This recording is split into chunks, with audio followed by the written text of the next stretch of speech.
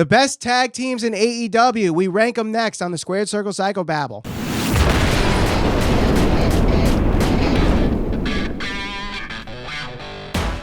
Hello and welcome to the Squared Circle Psychobabble. My name is Michael Valenti. This is Ralph Valenti. For news, reviews, and unbiased conversations in pro wrestling, subscribe and hit that bell for notifications. So we did the women, we did the singles. Now it's time to rank the tag team division. People say this is the best division in AEW. And in fact, the best, they are the best tag team division in professional wrestling. So let's get down to it. We got 5 rankings. We have Elite, which is the best of the best. Dynamite, I like seeing them every week. Okay. Dark, I need to see more. And Undesirable, I've seen enough. Get rid of them. And our criteria for this is they must have at least 6 tag team matches in AEW, and both partners must be recognized as part of the tag team in the AEW roster. So we'll start with the tag team champions, SCU, Frankie Kazarian, and Scorpio Sky. Elite. Agreed. Without question. Elite. I really like these guys, especially the fact that, one, when you talk about their sheer experience, especially as this, even before they were SCU, they maybe they didn't perform at a high level in like WWE, but they all have experience in other promotions. Yes. Especially Christopher Daniels and Kazarian. So I think that the thing that makes them special and them stand out amongst the rest of their peers is the fact that they can work multiple styles. They're able to adjust their style to complement the other tag team that they're wrestling. Mm-hmm. So they could work a more slow-paced old school style, build a match with more of the psychology, work a more traditional match where you're working like a hot tag. And then they can also do the spot fest if they're trying to do something like that with like the Lucha Brothers or the Young Bucks, something like that. But I definitely consider them elite. Yes. Moving on to the Hybrid 2 and Helico and Jack Evans. They're just another spot fest team to me. I don't like the techno gimmick or whatever they're doing there. They're undesirable to me. Yeah, I mean, I can't tell you I've ever been excited to watch one of their matches. Do they have a place on the roster just to be a team like? Have they even won a match yet? I don't know. I think they have won matches. I don't know if it was I think they've been in like mixed tags or 8-man tags where they eventually won. Yeah, I mean, look, I'll put it to you this way: if AEW cut them today, I could probably care less. So yeah, maybe Undesirable is a good spot for them. Yeah. Next up, the best friends, Chucky T and Trent Beretta. Now, Orange Cassidy's also part of this team, but he has not had enough tag team matches to be involved in this. I like Trent, and we talked about him in the men's version of our tier list. Chucky T, he's a good wrestler, but I feel Marty Jannetty with him. I really do. Like Trent and Chucky T are just 2 completely different guys, I think. The whole hugging thing, people love it. They're over with it. They get a pop every time every time they do it. Orange Cassidy brings another dynamic to them, which I try not to bring that into the equation in this. But with that said, I'll put Dynamite for the best friends right now. Yeah, I agree. I think that's fair because, it's not like they don't get a reaction, which we're going to talk about another group at some point. But so, yeah, the fans are into them. They get a pop. Their theme music's pretty good. I like their theme music. Yeah.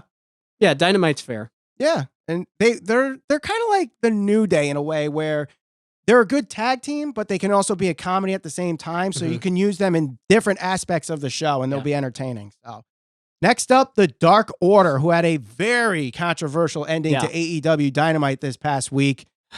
If this was before Dynamite started, they're undesirable. Mm-hmm. Since the video package started, they were at Dynamite. After this past episode, some people might put them at okay.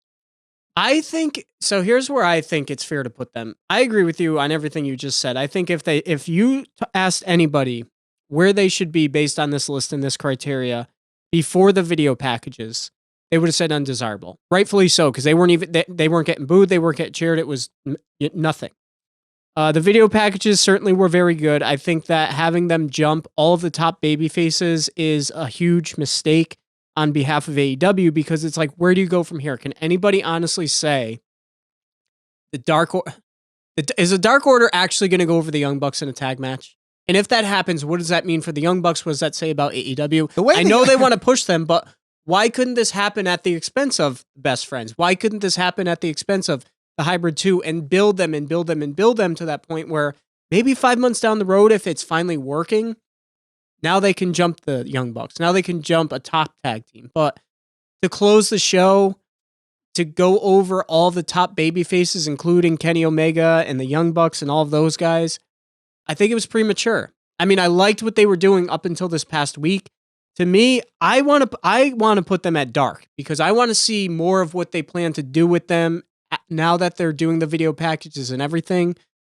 But I think they took a few big steps backward this past week on AEW with how they were booked. You know, a lot of people are saying they did not like this ending, but I went on to the AEW Dynamite review and I liked it. I really liked it. I like where they're going with this. I like that they did attack the Elite, and it hinted that Hangman Page is going to eventually turn on them and join the Dark Order. I get all that. Yeah. I also think some people were kind of talking about this mystery guy that also was a part of the Dark Order, which could have been Brandon Cutler, who is the Young Bucks' best friend.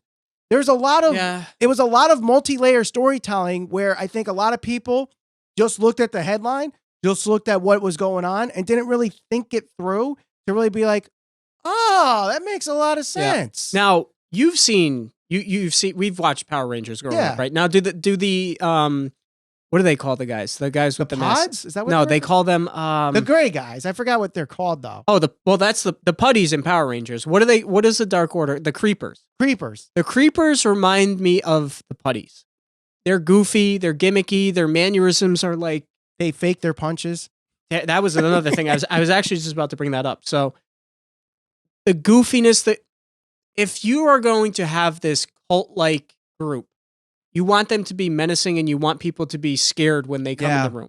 The goofiness, the mannerisms, like if they were trying to portray this in a more serious fashion, I think it would do them a lot, do them more favors, but I don't see them doing that. Yeah. I think that the Dark Order can work.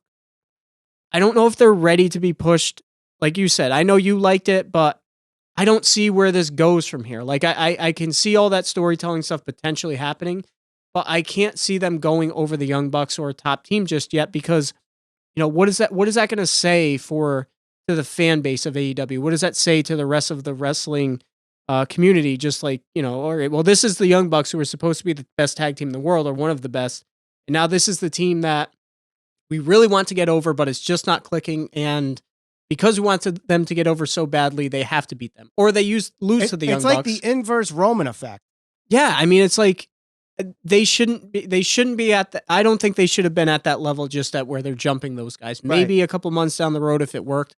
I want to see more from them. I think Dark, if you want to put them at Dynamite, I don't think they belong there. No. I said with the video packages, you could put them at Dynamite. Oh, okay. But then after this week, people might drop them to okay. I'll agree with you. We could put them at Dark for now because I think we need to see more what happens with this whole thing and how the payoff is. So Dark for the Dark Order. Yeah, makes sense. Yeah. Private Party up next. Isaiah Cassidy and Mark Quinn. These guys have a lot of potential, but they are green as grass right now. Yep.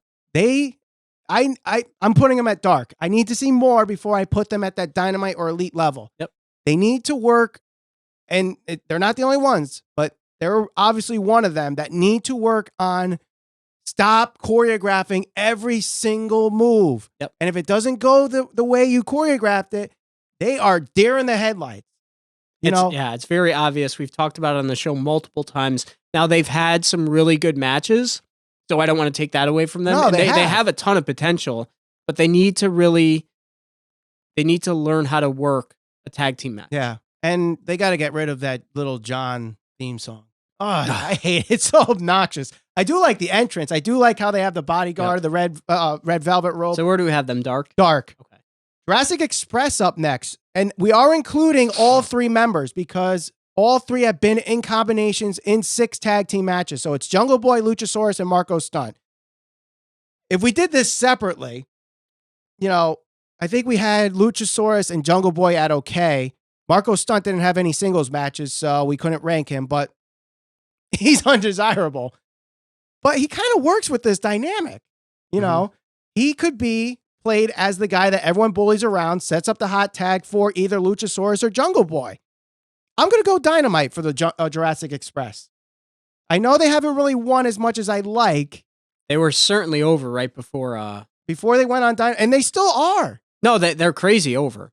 I think Dynamite's fair because if they were kept off TV for 2 weeks and brought out tomorrow, people would go nuts for them. So Dynamite's a good spot for them. Next up, the Young Bucks. I think people just assume that we're going to put them at Elite, but they really haven't been booked to be Elite. I mean, they've had good matches, great matches, but they kind of, and Dave Meltzer kind of brought this out, and it kind of made me think about this. They've been kind of too nice with their booking and just trying to put everybody else over. I don't agree with a lot of what Meltzer says, but I do agree with that. They've been sacrificing their own brand and their own, aura around them to put other guys over. And it kind of hasn't made them look good to someone who has never seen them before. Because like you said with Kenny Omega, these guys are supposed to be the best tag team in the world, but they haven't really been booked that way. Yeah. I don't know if I put them at okay. I probably put them at Dynamite right now because I think they have been getting better with their storytelling. They have been getting better with working a tag team match.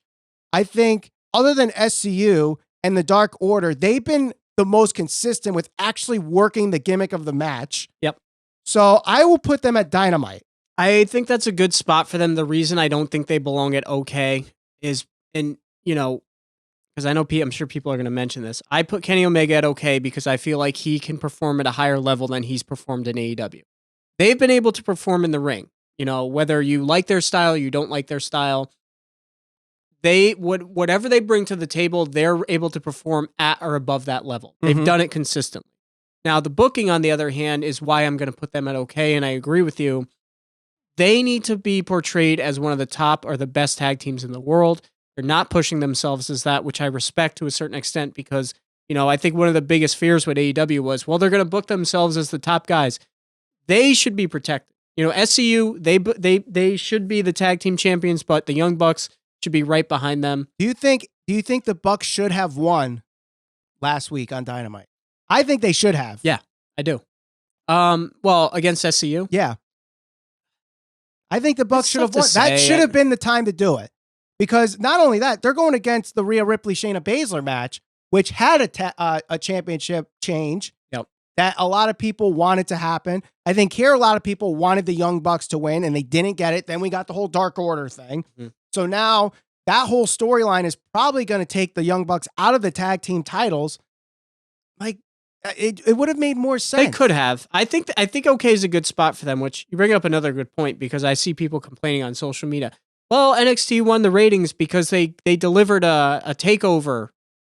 Why are you complaining about getting a free takeover on like our fans a whole nother discussion. Yeah. But, I think okay is fair. I think that they can deliver. You said Dynamite. Yeah. Dynamite's fair. I think that they've been able to perform at a very high level. They haven't been booked the greatest, but they still are, able to compete where they are able, should be competing at. So Dynamite. Right. Next up, a team that they've had a couple of great matches with, and that's Proud and Powerful, Santana and Ortiz. I probably would put them at Dynamite right now with the potential to be Elite. I don't know if I would say Dark to see more. I definitely seen enough where I could put them at Dynamite confidently. Not confident enough to put them at Elite, but these guys are good. Yeah. These guys are a really good tag team. Ortiz is a whack job, but I like it. Santana is, he comes off as this really tough from the streets character. Whether that's true or not, it works. It's good. I like them. Dynamite. Yep, agree. And last but not least, the Lucha Brothers, Pentagon and Ray Phoenix. I think Dynamite as well. Yeah? What were you going to say? I was going to say okay, because I thought you were going to say Elite. No. I'm being honest with you. No. And I think that much of the criticism that AEW has gotten about their tag division is because of them. Yeah, because of them. And I think a lot of the stuff that people say about the lack of, paying attention to the rules and stuff like that of professional wrestling is because they blatantly don't do it. And it's very, very obvious. It puts everyone in a bad spot. It makes the fans confused. It makes we've talked about this. It makes the commentary look incompetent. It makes the ref look incompetent. They blatantly don't tag in or out. And Jericho called them out on it. Yep. And we talked about that. I have a, eye above my head. Click on that video to check that out. So I'll say this, talent-wise, as elite as it gets. Yes. They are a top tier, never mind just lucha style, they are a top tier professional tag team professional wrestling tag team. But for what they've done in AEW, it has been just okay in my opinion. Yeah. So I'm going to put them out okay with the potential to even be elite. Yep. I need to see more before I could say they're elite. But okay for now. And I mean, they definitely worked the gimmick of the tag team match this past week with Omega and Paige. If they continue to do that and then are able to add their Lucha Libre style into that, they are the best tag team in the world without question, hands down. But for now, the fact that they have been blatantly forgotten tag team rules, you can't put them past okay. Yeah. It really hinders them, in my opinion. I agree. So we did the women. You could click the thumbnail right here. We did the men. You could click the thumbnail right here. Click the logo on the screen to subscribe. Hit that bell for notifications. We'll see you on the next episode of the Squared Circle Psychobabble.